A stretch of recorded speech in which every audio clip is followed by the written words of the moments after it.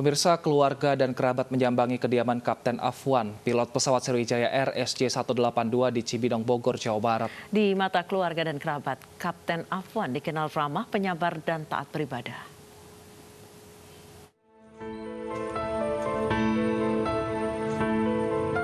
Keluarga dan kerabat mendatangi kediaman Kapten Afwan, pilot pesawat Sriwijaya Air SJ182 di Cibinong, Bogor, Jawa Barat. Mereka memberi dukungan dan semangat kepada keluarga Kapten Afwan sambil berdoa bersama. Di mata keluarga dan kerabat, Kapten Afwan dikenal ramah, penyabar, dan taat beribadah. Usai mendengar kabar jatuhnya pesawat naas yang dikemudikan Kapten Afwan, keluarga sempat syok dan langsung mencari informasi.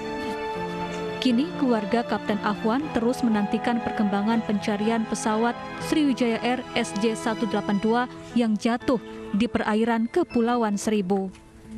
Sementara itu, Bupati Bogor, Jawa Barat, Ade Yasin datang berkunjung ke rumah Kapten Afwan dan memberi dukungan pada keluarga.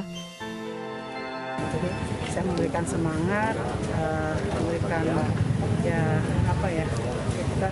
supaya ibu tabah apapun nanti apa yang nanti kemungkinan apakah ditemukan, mudah-mudahan kita berharap ya beliau saat sudah diketemukan dalam kondisi baik. Ini kita berharap ada mukjizat dari Allah. Tapi kalaupun tidak, ya beliau juga harus menerima takdirnya dengan kepala lapang dada. Sebelum bertugas di Sriwijaya Air, Kapten Afwan merupakan penerbang TNI Angkatan Udara. Ia bertugas di TNI AU selama 9 tahun. Dari Bogor, Jawa Barat, Wildan Hidayat, iNews melaporkan. Dan pemirsa, untuk mengetahui kondisi terkini dari rumah duka pilot Didi Gunadi yang menjadi korban tragedi pesawat Sriwijaya, sudah ada Indah Gunawan yang merupakan kakak kandung korban, dan juga ada Pak Tony Adrian. Selamat sore Pak Indah dan Pak Tony. Selamat sore Mbak. Baik, Pak Indah dan Pak Tony, sebelumnya kami mengucapkan turut berduka cita yang mendalam atas meninggalnya keluarga Anda, kerabat Anda di pesawat Sriwijaya SJ182. Ya, terima kasih Mbak. Baik, saya ke Pak Tony. Pak Tony, Anda adalah kerabat dari Kapten Afwan yang kebetulan bertugas menjadi pilot SJ182. Ya, benar. Seperti apa kenangan terakhir Anda dengan beliau, Pak Tony? Ya, saya keponakan dari Kapten Afwan. Kenangan terakhir saya dengan beliau yang saya ingat dalam 1 tahun belakangan, di bulan Januari tahun yang lalu kita ada kumpul keluarga, dan yang terakhir itu 4 bulan yang lalu kita juga ngobrol santai dengan beliau. Namun pada setahun yang lalu saat kumpul keluarga, beliau sedikit memberikan tausiah kepada kita, adik-adik dan keponakan beliau. Baik, Pak Tony, Pak Indah, kami mohon maaf karena kami harus mendengarkan konferensi pers dari Rumah Sakit Polri Kramat Jati. Pak Indah dan Pak Tony, kami mohon jangan diputus sambungan video conference-nya. Kami mohon untuk menunggu sejenak. Kita lanjutkan dialog kita, pemirsa. Saya ke Pak Indah. Pak Indah, apakah sudah ada keluarga yang datang ke RS Polri, Pak, untuk memberikan DNA? Karena kan lokasi Pak Indah saat ini berada di Pekalongan, Pak. Terima kasih. Sementara yang bertanggung jawab di lokasi atau di RS Polri itu istri dan anak-anaknya, Mas. Jadi udah di sana dari kemarin malam. Sementara kami akan mewakili keluarga Pekalongan untuk ke sana. Ini mau berangkat ke sana. Jadi mungkin informasi yang saya dapat itu anak-anaknya sudah diambil DNA-nya. Itu kurang lebihnya seperti itu. Baik, informasinya kan bahwa memang keluarga Anda tidak bertugas ya Pak saat itu, tapi akan nantinya bertugas dari Pontianak ke Jakarta. Nah, terakhir berhubungan dengan korban kapan Pak? Dan apa yang disampaikan, apa yang dibicarakan? Kalau terakhir kali itu memang hari Kamis ya, hari Kamis kemarin tanggal 6 ya, tanggal 6 Januari. Itu memang menanyakan kabar itu aja ya. Menanyakan kabar ponakan itu ya, kabar ponakannya terutama. Itu menanyakan apa sekolahnya udah selesai atau belum.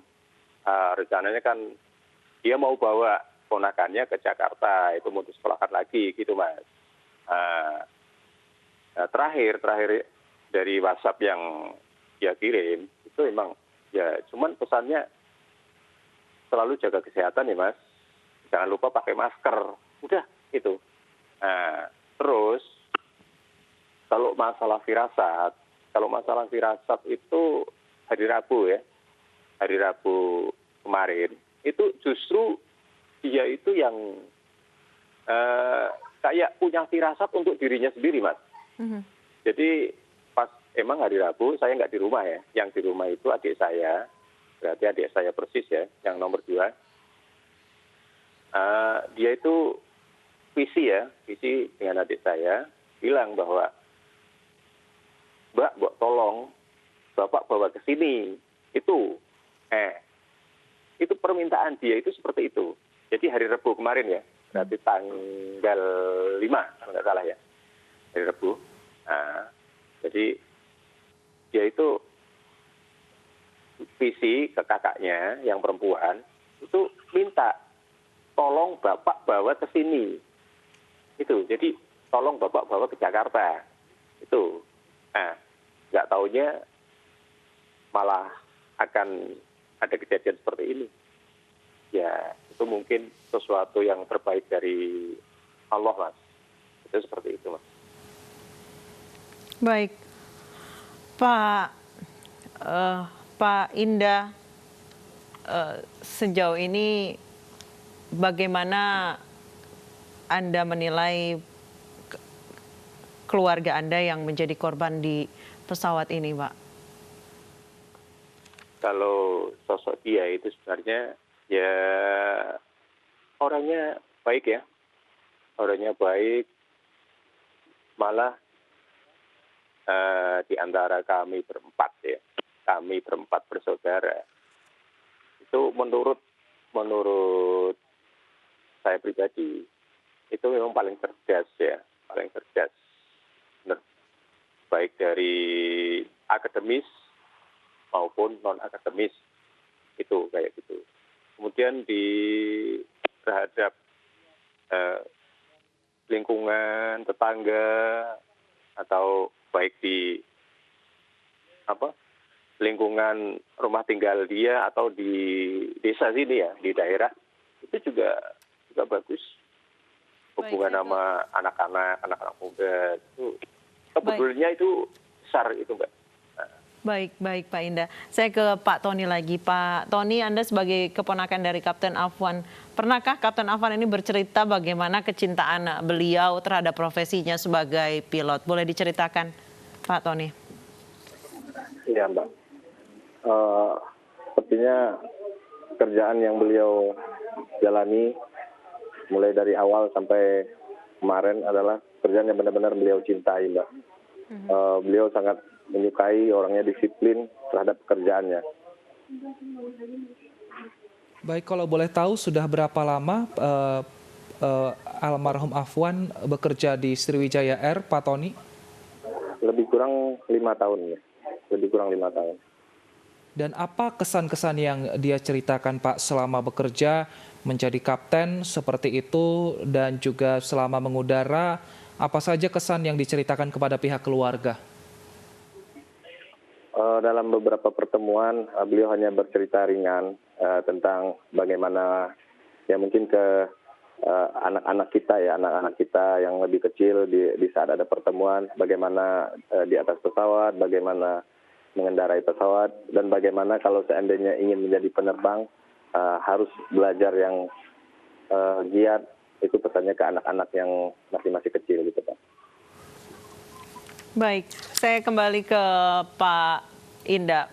Pertanyaannya sama seperti ke Pak Tony. Pak Indah, sudah berapa lama adik Anda ini menjadi pilot, dan apakah beliau pernah bercerita bagaimana kebanggaannya dan dedikasinya menjadi seorang pilot? Terima kasih Mbak Anissa.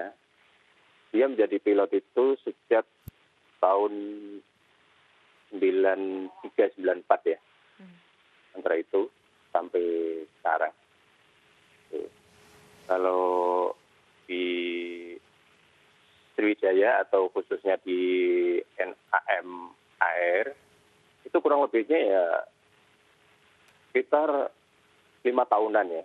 5 tahunan. Gitu. Nah, kalau emang dedikasi dia di pekerjaannya, menurut saya pribadi itu nggak bisa diragukan ya. Karena menurut catatan saya pribadi, sebelum dia itu di NAM AIR, dia itu kerja di perusahaan lain ya, di maskapai lain. Bahkan pada saat maskapai di mana dia kerja dulu itu ya boleh dikatakan jatuh gitu ya, itu dia itu masih tetap menunjukkan dedikasi yang tinggi. Dia nggak mau pindah, Mbak. Baru setelah perusahaan itu menyatakan benar-benar udah nggak mampu, itu baru dia diberi kesempatan untuk pindah. Silakan kalau mau pindah. Itu seperti itu. Jadi dia lebih baik dikantorkan nggak masalah. Baik. Gitu. Iya. Baik. Seperti itu. Terima kasih banyak Pak Tony Adrian dan juga Pak Indah Gunawan telah meluangkan waktu bersama kami di tengah kedukaan. Sekali lagi kami mengucapkan turut berduka cita Pak dari iNews TV.